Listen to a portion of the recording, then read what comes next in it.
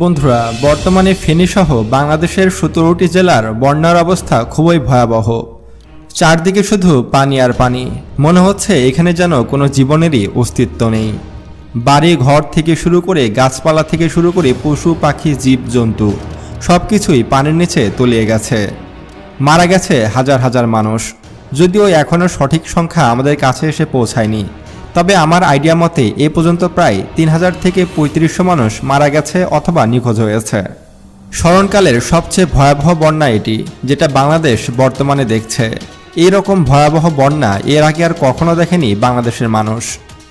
মূলত বাংলাদেশের শেখ হাসিনা সরকারের পতনের পর থেকেই ভারত বাংলাদেশের উপরে নানা রকম নিষেধাজ্ঞা দেওয়া শুরু করেছে।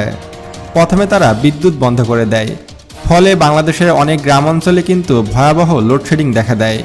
অনেক স্থানে তো ঘন্টার পর ঘন্টা বিদ্যুৎ ছিল না, শেষ কাজের ব্যাঘাত হচ্ছিল। অনেক স্থানে গার্মেন্টস কারখানা থেকে শুরু করে অনেক বড় বড় শিল্প প্রতিষ্ঠান সবকিছু বন্ধ হয়েছিল।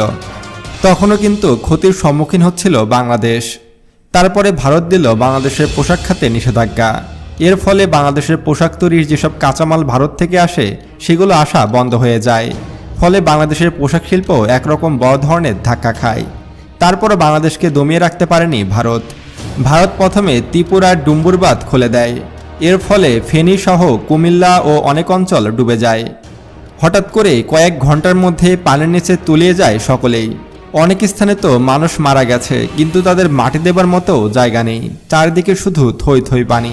কেউ মারা গেলে তাকে জলেই ভাসিয়ে দিতে হচ্ছে। এ পর্যন্ত যে কতগুলো মানুষ বন্যার পানিতে ভেসে সাগরে চলে গেছে তার কোনো সঠিক পরিসংখ্যান আমাদের কাছে নেই। বর্তমানে ইন্টারনেটবিহীন, বিদ্যুৎবিহীন, খাদ্যবিহীন, বস্ত্রবিহীন এবং বাসস্থানবিহীন সময় কাটাচ্ছে ফেনীর মানুষজন। সারা বাংলাদেশ থেকে খুবই কম সাহায্য গিয়ে পৌঁছেছে সেখানে। আসলে আপনার যদি সাহায্য করার মতো সামর্থ্যও থাকে, তারপরে সেগুলো সঠিকভাবে পৌঁছানো সম্ভব হচ্ছে না বন্যা কবলিত এলাকায়। মূলত বাংলাদেশকে গোলাম বানাতেই ফেনী, কুমিল্লা সহ বাংলাদেশের ১৭ জেলাকে বন্যায় ভাসিয়েছে ভারত। আপনি জানলে অবাক হবেন যে ডক্টর ইউনূসকে কিন্তু বারবার সতর্ক করছিল ভারত, যেন ডক্টর ইউনূসও ভারতের দাসত্ব মেনে নেয়। কিন্তু বাংলাদেশ তো স্বাধীন দেশ, আমরা তো সার্বভৌম দেশ। আমরা ১৯৭১ সালে যুদ্ধ করে নতুন বাংলাদেশ গঠন করেছি। আমরা কেন ভারতের কথা মতো চলব? আমরা কেন ভারতের দাসত্ব গ্রহণ করব, যেটা গ্রহণ করেনি ডক্টর ইউনূস? আর এ কারণে বাংলাদেশকে এখনের ক্ষতিপূরণ দিতে হচ্ছে। আসলে পার্শ্ববর্তী দেশের সাথে কখনোই ঝামেলায় জড়ানো উচিত নয়। আমাদের উচিত ছিল ব্যালেন্স করে চলা। আমরা নতুন নতুন ক্ষমতা হাতে পেয়ে ভারতকে কোনো গুনতিতেই ধরছিলাম না। ভারত যে পৃথিবীর চতুর্থ শক্তিশালী দেশ সেটা আমাদের মাথাতেই ছিল না। আমাদের দীর্ঘ প্ল্যান করে নিজেকে আরও শক্তিশালী করে বাংলাদেশের যেসব দুর্বল দিক রয়েছে সেগুলোকে শক্তিশালী করে তারপর আমাদেরকে ভারতের বিরুদ্ধে যাওয়া উচিত ছিল। এখন আমাদের নিজেদেরই ক্ষতি হচ্ছে বেশি।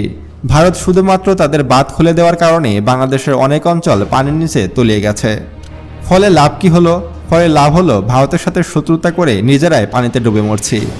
তবে এটা ঘটতো না যদি আমরা দীর্ঘ প্ল্যান করে আগে থাকতেই নিজের দেশকে সংস্কার করে তারপরে ভারতের বিরুদ্ধে অ্যাকশন নিতাম।